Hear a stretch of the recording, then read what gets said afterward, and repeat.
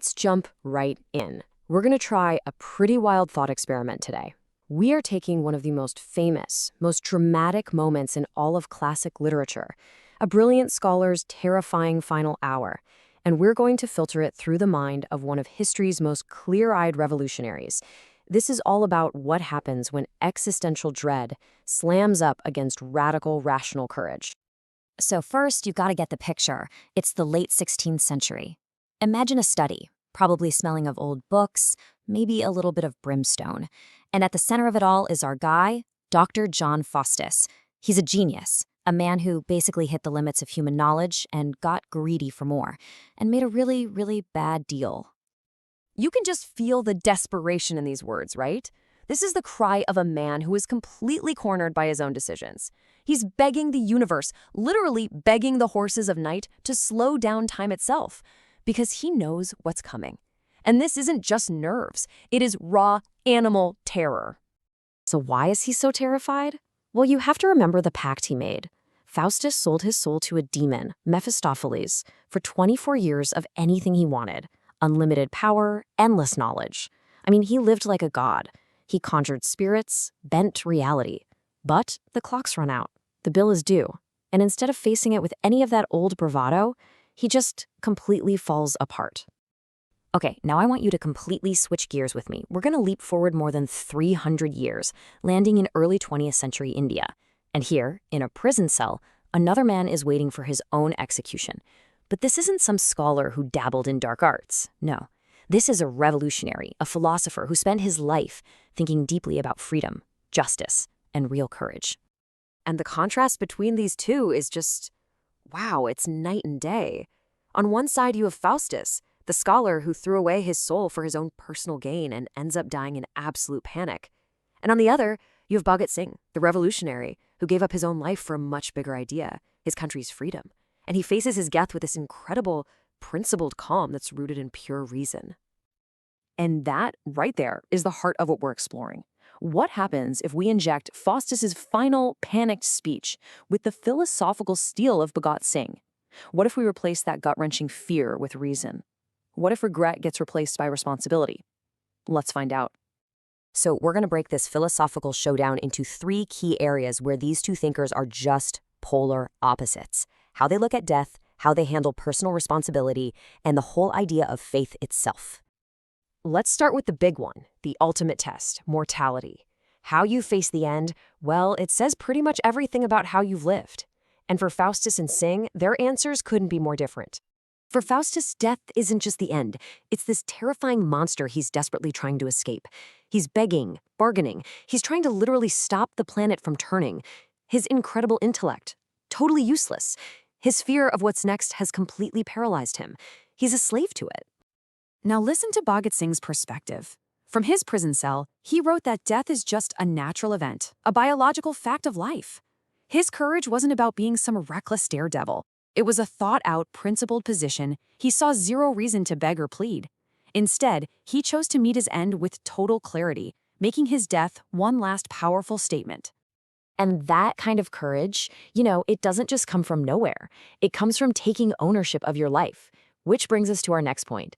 And this is where the gap between Faustus and Singh becomes a giant canyon. Just listen to how he talks. Even when he tries to blame himself, his first instinct is to point the finger everywhere else. His parents, the devil, fate. His whole story is defined by this constant evasion.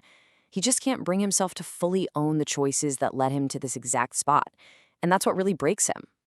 Singh's philosophy is the absolute opposite. For him, your ability to choose, your agency, is the foundation of human dignity. He believed that blaming God or destiny for your problems is just a way of giving up your own power. He argued that we are the ones writing our own stories, and real freedom means accepting the consequences for better or for worse. And that brings us to faith. When the end is near, when all the chips are down, what do you reach for? For Faustus and Singh, their answers tell you everything you need to know about what they're built on. In his final moments, Faustus scrambles for religion. He starts seeing visions, he's begging for just one drop of Christ's blood to save him. But let's be real, this isn't some profound spiritual awakening. No way. This is a prayer born from pure panic. It's a last-ditch Hail Mary to try and dodge the consequences. Now, Bhagat Singh was a famous atheist, and he was really critical of this kind of fear-based belief. He argued that any real conviction has to be built on reason and logic, not on a desperate need for a security blanket when things get tough.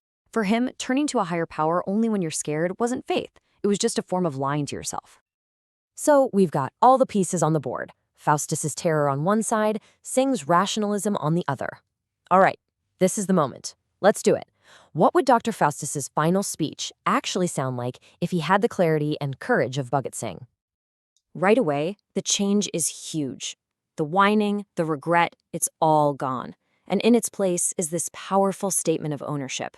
This new Faustus isn't a victim. He's the one who made the calls. He's looking back at his choices and he's accepting the outcome, unflinching. His eyes are wide open. Here, the reimagined Faustus looks that temptation for easy comfort right in the eye and rejects it. He's basically saying, my entire life was a quest for knowledge, a commitment to my own mind. Am I really going to throw all that away now, in the final hour, just for a flimsy hope? And the answer is a hard no. And this is the final incredible transformation. There's no devil to blame. There's no external force pulling the strings.